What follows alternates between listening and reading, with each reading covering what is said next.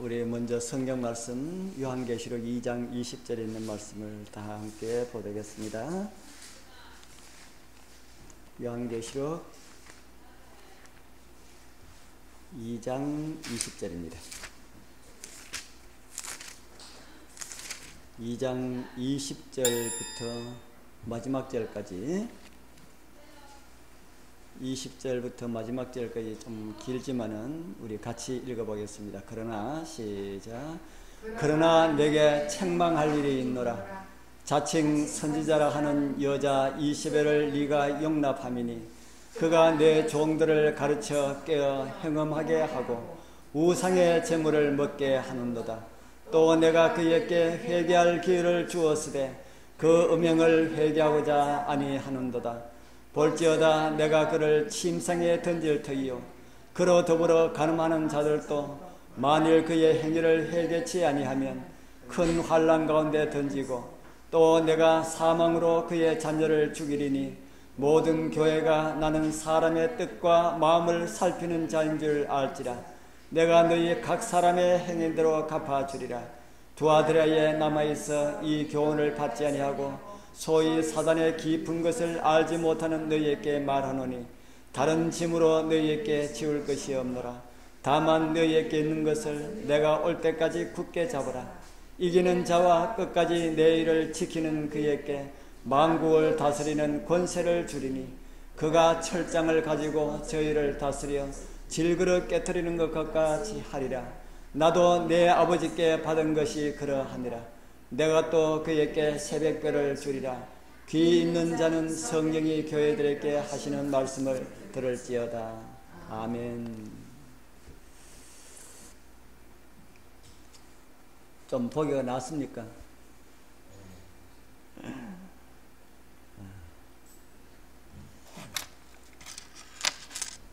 돈이 드니까 좋습니다. 우리 지난번에 두아디라 교회에 보내는 편지를 살펴보면서 편지의 내용의 전반부를 살펴보았습니다. 오늘 두아디라 교회에 보내는 편지 두 번째 시간을 같이 보도록 하겠습니다.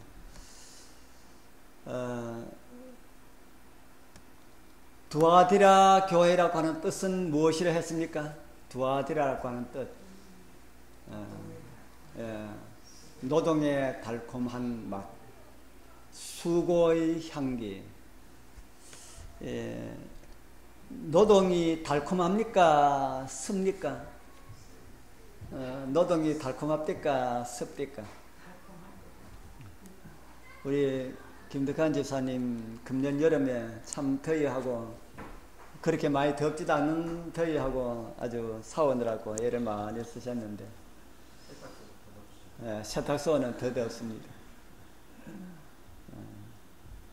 옛날에 저희들이 진짜 더위 속에서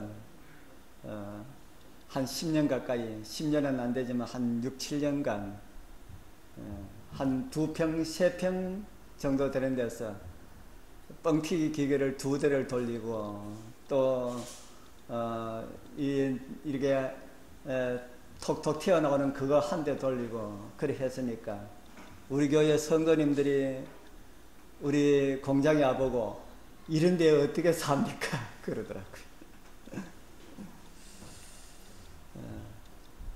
그래서 이 수고 노동의 달콤한 맛에 대해서 이야기하는 사람들이 정말 일하는 사람들은 일 안 해봐서 그러지 라는 그런 생각을 할 거다 하는 생각이 듭니다.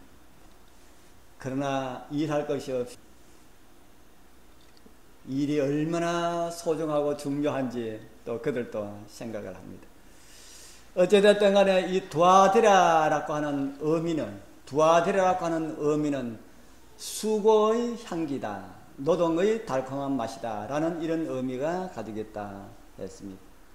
이 두아디라하고 관련이 있는 사람이 있다 그랬지요. 누구라 그랬습니까? 두아디라하고 관련이 있는 사람, 루디아. 누구의 활동으로 교회에 나오게 되었습니까?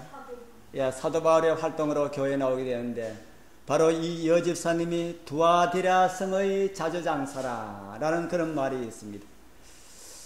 그래서 이분이 이 여집사님이 두아디라 교회를 세우는데 큰 그런 어떤 보탬이 되지 않았을까, 그렇게 많은 사람들은 그렇게 생각을 하고 있습니다. 발신인의 신호는 그 눈이 불꽃 같고 그 발이 빛난 주석과 같고 또 하나님의 아들이 가라사대, 이렇게 말씀을 하고 있습니다.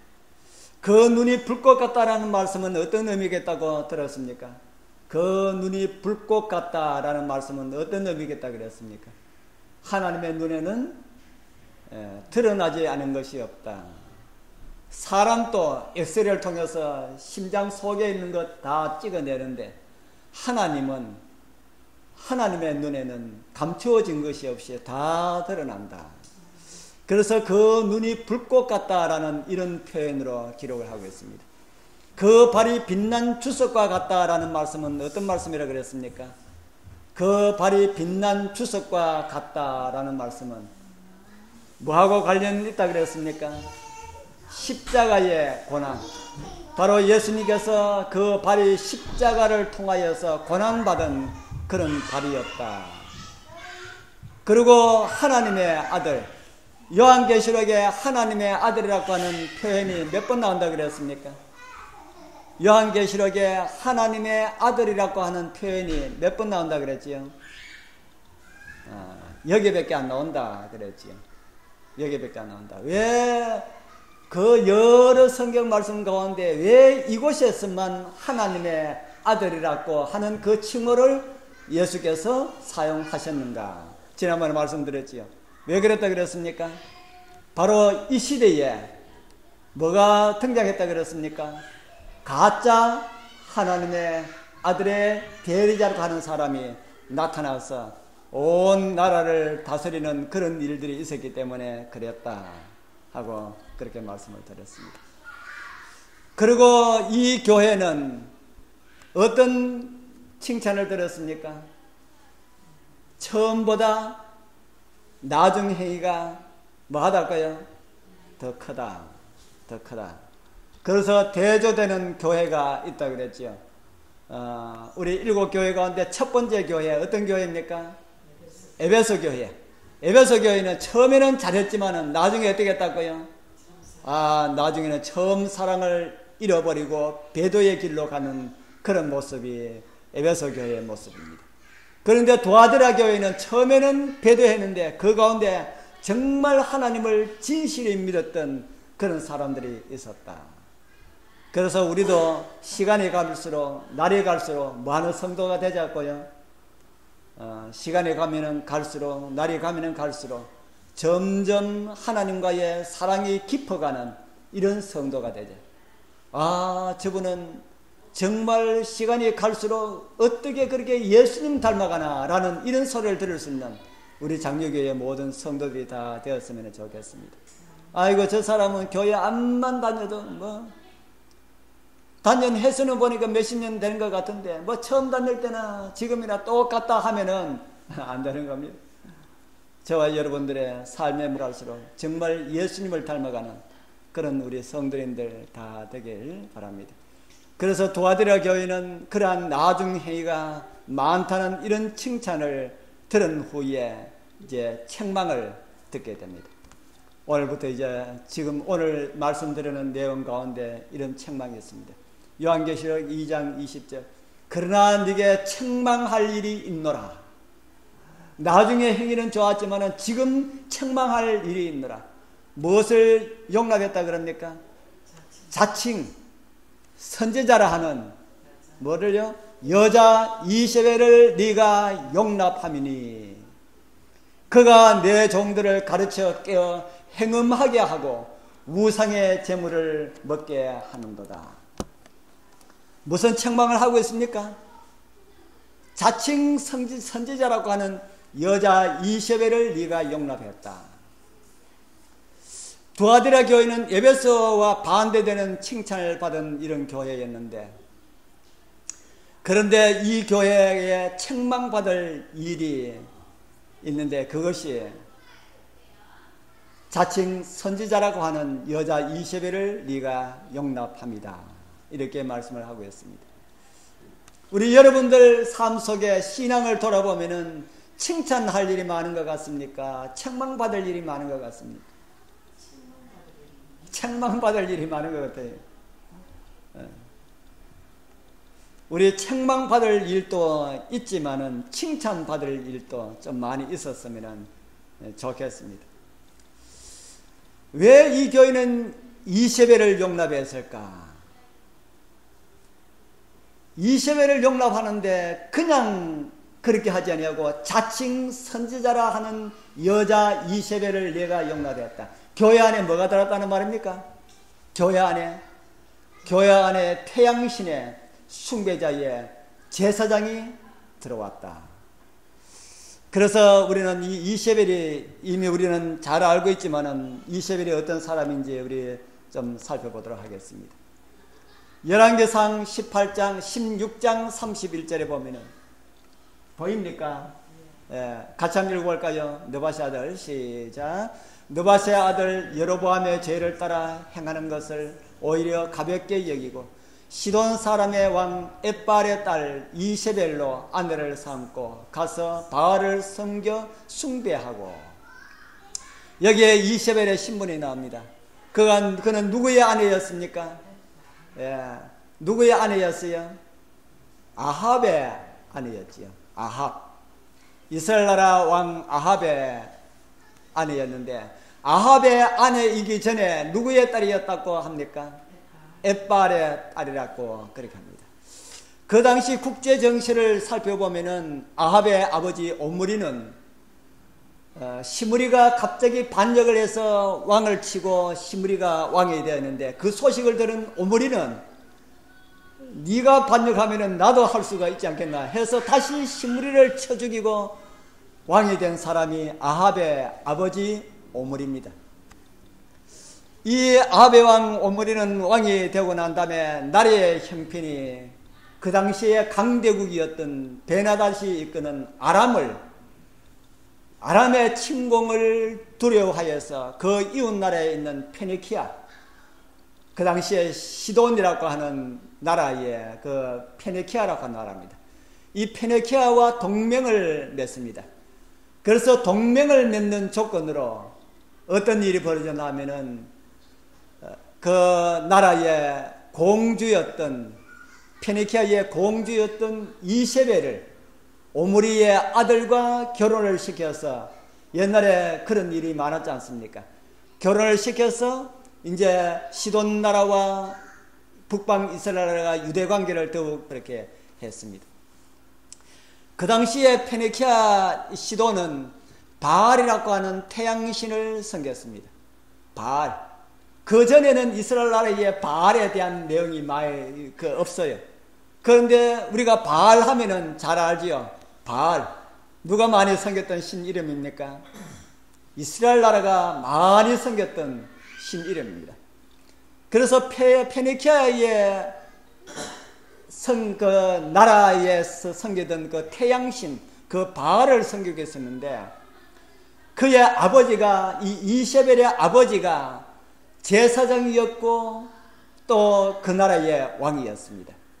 그리고 공주는 제사장 밑에 일하는 이 바알의 선지자였습니다. 이러한 공주가 이스라엘의 왕비가 되니까 나라가 어떻게 되겠습니까? 그래서 이스라엘 나라 온 나라가 다 바알을 섬기는 우상 숭배 국가로 배도하게 되었다. 그때 우리는 어떤 사건이 일어난지 잘 알지요. 어떤 선지자가 일어났습니까? 엘리야가 일어나서 계획을 했지요.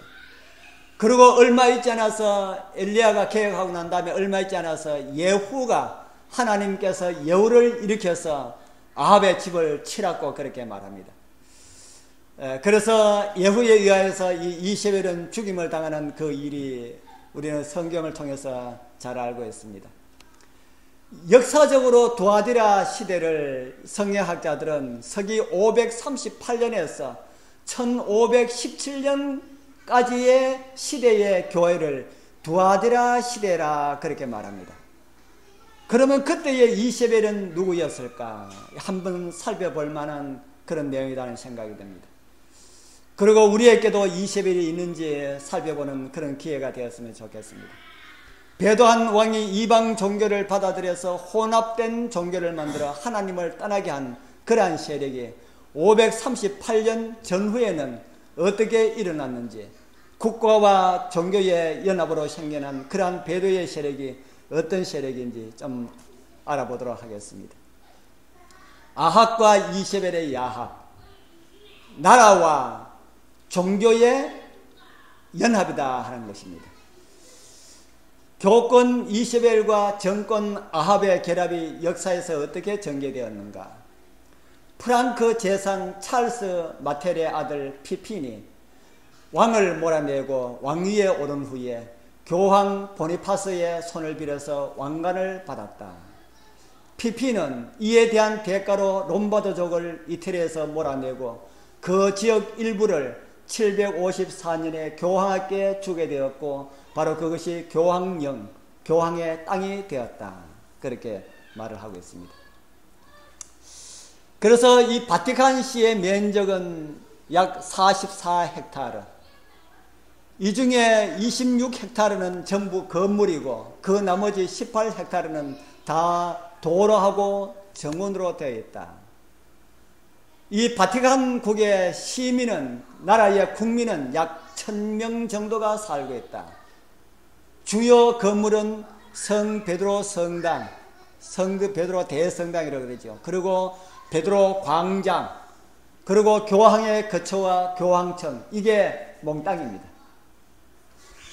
행정 조직이 있는 조그마한 이런 같이 이렇게 연회가 있는 이런 궁전이 서울 창경궁 정도의 그런 건물이 있다고 합니다. 이 나라에는, 세계에서 가장 작다고 할 수 있는 이 나라에는 국교가 뭡니까? 그 나라 국교가 뭐지요? 그 나라 국교는 카톨릭이고 말은 라틴어를 주로 사용하고 있고 프랑스어, 이탈리아, 영어를 사용하고 있다. 그렇게 말을 하고 있습니다. 화폐는 유로화를, 이게 보이는 것이 성 베드로 성당이고 그 앞에 광장이 성 베드로 광장입니다. 서기 799년 교황 레오 3세가 범죄 행위로 로마 시민들에게 구타당하고 투옥되었을 때에 찰스 대제가 와서 군대를 거느려 와서 건져주었습니다. 그러고 난 다음에 800년에는 찰스 대제가 성 베드로 사원에 무릎을 꿇고 있을 때에 교황 레오가 왕관을 그에게 씌워주었습니다. 이렇게 해서 신성 로마가 탄생을 합니다. 옛 로마 제국의 대부분의 영토가 신성 로마가 이렇게 관할하게 되었습니다. 그래서 신성 로마 제국은 교황권을 보호하고 그 배경을 힘입어서 교황은 신성 로마의 왕권에게 힘을 주고 이렇게 해서 서로 이렇게 힘을 줍니다.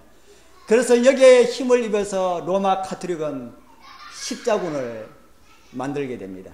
그래서 십자군을 만들어서 왈덴서인들과 왈베니언서인들을 소탕하는 이 역사의 기록이 남아있는 것을 우리는 보게 됩니다. 그래서 아합 시대와 종교 암흑 시대, 아주 흡사하고 비슷한 것이 많이 있다. 특이한 점이 아합 시대에도 우상 숭배를 기독교 국가에서 받아들여 왔고, 종교 암흑 시대에서도 우상 숭배를 기독교에서 받아들여 왔다. 아합 시대에 얼마 동안에 비가 오지 않았습니까? 3년 반 동안 비가 오지 않았는데 종교 암흑 시기도 한때, 두때, 반때가 될 것이다. 그렇게 말을 하고 있습니다. 한때, 두때, 반때 어떤 기간입니까? 한때, 두때, 반때 종교 무슨 기간이라고 합니까? 종교 암흑 기간이다. 다른 말로 하면은 성령의 비가 없었던 그런 시기였다. 그렇게 우리는 역사를 통해서 이해를 할 수가 있습니다.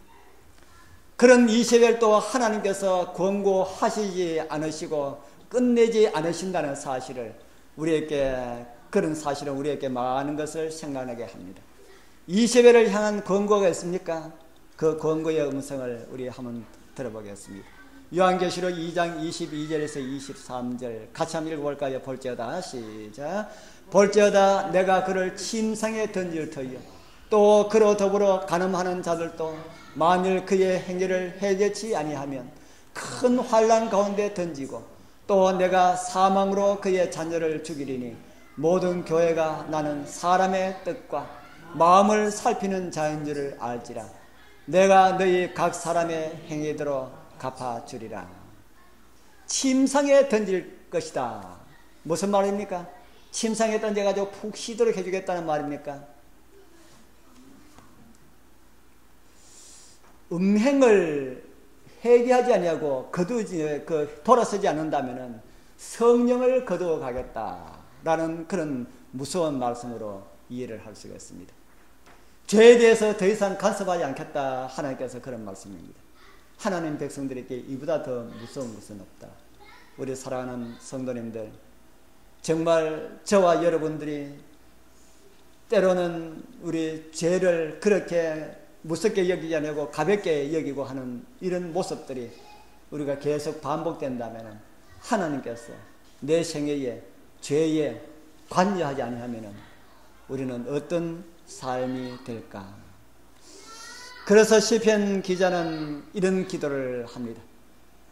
나를 주 앞에서 쫓아내지 마시고 주의 성신을 내게서 거두지 마소서. 우리 사랑하는 성도님들, 이러한 다윗의 기도가 저와 여러분들의 기도가 되길 바랍니다. 그런데 회개하지 않았던 이세벨은 어떻게 되었습니까? 이런 하나님의 경고 많이 주어졌지만은 엘리야를 통해서 그런 경고가 주어졌고 엘리사를 통해서 그런 경고가 계속해서 주어졌지만은 그것을 거절하였던 이세벨은 어떻게 되었습니까? 열왕기하 9장 30절에서 34절에 보면 3절에 보면은 이세벨의 최후가 나옵니다. 예후가 이스라엘에 이르니 이세벨이 듣고 눈을 그리고 머리를 꾸미고 성에서 바라보다가 예후가 문에 들어오며 가로되 주인을 죽인 너 시므리여 평안하냐? 예후가 얼굴을 들어 창을 향하고 가로되 내 편이 될 자가 누구냐 하니 두어 내시가 예후를 내다 보는지라 저를 내려 던지라 하니 어떻게 했어요? 그냥 집어 던져버렸습니다. 그러니까 그 피가 담과 말에서 튀더라. 예후가 그 시체를 밟고 궁으로 들어가는 이런 내용이 성경에 기록되어 있습니다. 반역으로 인해서 자기 아들이 죽었다는 소식을 이세벨은 들었습니다. 자기 아들이 죽었다는 소식을 들었을 때에 이세벨은 어떤 생각이 들었을까요? 이제 예후가 반역을 해서 임금이 왕이 죽었습니다 하는 이런 소식을 들었을 때에 이세벨은 어떤 생각이 들었을까요? 나도 이제는 죽겠구나 하는 생각이 들었을까요? 아니면 나는 안 죽어라는 생각이 들었을까요? 그 소식을 듣고도 뭐하고 있었어요? 이세벨은 화장하고 있었다. 화장하고 있었다. 얼굴을 꾸미는 화장을 하고 있었다는 것은 무엇을 말해주는지 모르겠습니다. 여걸인지 음녀의 자질을 보여주는 것인지 모르겠습니다. 그리고 또 하나 여기서 중요한 것은 성령이 떠나면은 죽음도 자신의 운명도 모른다는 사실을 우리에게 보여주겠다 하는 겁니다. 우리의 마음 가운데서 우리의 마음을 주장하는 성령이 떠나버리면은 내 앞에 죽음이 닥쳐도 그걸 모르고 있다. 그래서 성경은 성령을 소멸하지 말라라는 말씀을 우리에게 주고 있지요. 우리 사랑하는 성도님들, 성령을 소멸하지 말고 거절하지 않는 우리 성도들 다 되길 바랍니다. 그리고 힘든 가운데 있는 백성들을 향한 하나님의 자비의 음성이 이렇게 우리에게 들려집니다. 요한계시록 2장 24절 두아드라에 남아있어 이 교훈을 받지 아니하고 소위 사단의 깊은 것을 알지 못하는 너희에게 말하노니 다른 짐으로 너희에게 지울 것이 없노라. 하나님께서 우리에게 요구하시는 것은 정말 아주 벅찬 우리가 견디기 힘든 지구하기 힘든 이런 무거운 짐을 지우지 아니하신다라는 이런 사실입니다. 그래서 너무 신앙에 너무 욕심내지 마십시오. 마틴 루터에게 안식일 기별을 주지 않으셨다. 그 똑똑한 사람 왜 안식일을 깨닫지 못하게 하셨을까? 마틴 루터는 믿음으로 말미암는 의 하나만 해도 좋겠다 하는 것입니다. 윌리엄 밀러에게도 안식일 기별을 주지 않고 나중에 안식일 기별을 전했지만 그는 안식일을 거절해버렸습니다. 구원 문제는 어떻게 될지 우리가 하늘에 가봐야 윌리엄 밀러, 마틴 루터가 다 올지 안 올지 하늘에 가봐야 알지만 하늘에 가지 않겠나 하는 그런 생각이 듭니다. 왜 그런 사람에게 오늘 안식을 지킨다고 욕먹어가면서 우리가 안식을 지키는데 왜 그들에게도 안식일 기별을 주지 않고 깨닫게 하지 않았을까? 윌리엄 밀러에게는 예수님의 재림의 소식 한 가지만, 재림의 긴박성을 알리는 이것만 해도 그에게는 너무 벅찼다 하는 것입니다. 우리 사랑하는 성도님들, 여러 가지 많은 일을 우리가 계획한다 할지라도 하나님의 섭리에 맡기는 그런 지혜가 함께 하기를 소원합니다. 그래야 주님께서 주시는 은혜와 쉼과 평강을 얻게 되길 바랍니다. 그러나 한 가지 무엇만 가지고 있으라고 합니까? 무엇만 가지고 있으라 합니까? 계시록 2장 25절 같이 읽어볼까요? 다만 시작. 다만 너에게 있는 것을 내가 올 때까지 굳게 잡아라. 우리 여러분들에게는 굳게 잡을 무엇이 있습니까? 하나님께서 여러분들에게 뭘 주셨습니까? 지금 우리가 알고 있는 우리 귀한 진리들, 그걸 굳게 잡아라. 왜 굳게 잡으라 그럽니까? 예수님께서 올 때까지 굳게 잡고 있으라. 굳게 잡을 것이 무엇이 있을까요? 히브리서 3장 14절은 또 이렇게 말을 합니다. 또 같이 읽어보겠습니다. 우리가 시작할 때에 확실한 것을 끝까지 견고히 잡으면 그리스도와 함께 참여한 자가 되리라. 우리 사랑하는 성도님들, 주님께서 우리에게 주신 구원의 소망, 우리 예수님의 재림의 소망을 끝까지 굳게 잡아서 하늘 상급에 꼭 참여할 수 있는 주님의 백성들로 살아가게 되기를 축복합니다. 그리고 그들에게 주어지는 이기는 자의 상급에 대해서 성경 다시 이렇게 말을 하고 있지요. 요한계시록 2장 26절에서 29절 또 같이 한번 읽어보겠습니다. 이기는 자와 시작. 이기는 자와 끝까지 내 일을 지키는 그에게는 만국을 다스리는 권세를 주리니 그가 철장을 가지고 저희를 다스려 질그를 깨트리는 것과 같이 하리라. 나도 내 아버지께 받은 것이 그러하니라. 내가 또 그에게 새벽별을 주리라. 귀 있는 자는 성령이 교회들에게 하시는 말씀을 들을지어다. 아멘. 우리 성도님들 다 귀를 가지고 계십니까? 성령의 음성을 듣는 귀. 귀도 다 같은 귀가 아닙니다. 세상 소리를 잘 듣는 귀가 있고 하나님의 음성을 잘 듣는 귀가 있습니다. 세상 소리를 잘 듣는 귀를 가지고 있으면 교회에 오면 하나님의 음성이 잘 안 들려요. 그런데 세상 소리는 잘 들리지 않아도 하나님의 음성을 분별해서 잘 듣는 귀를 가지고 계신 분들은 밖에서도 하나님의 음성을 들을 수가 있다. 천녀계 가운데서도 하나님의 음성을 들을 수 있는데 교회에 오면 하나님의 더 많은 음성을 들을 수 있을 것이라는 생각이 듭니다. 우리 여러분들 말씀을 들을 수 있는 귀를 가진 성도님들 다 되길 바랍니다. 그래서 우리 영광의 날 우리 주님 맞이해서 우리 주님께서 오시는 그날에 기쁨과 감사와 영광 가운데서 우리 주님을 다 뵙게 되는 우리 여러분들과 제가 되기를 바랍니다.